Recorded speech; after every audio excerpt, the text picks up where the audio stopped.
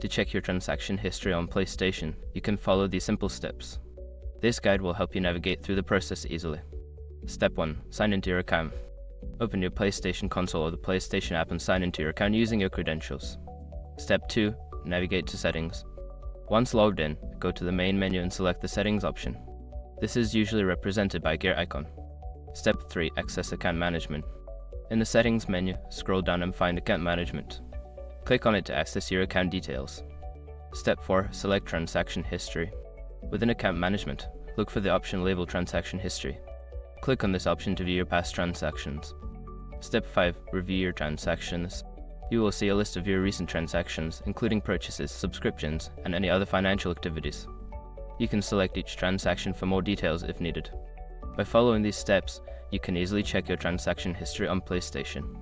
If you have any further questions, feel free to explore the help section or contact customer support.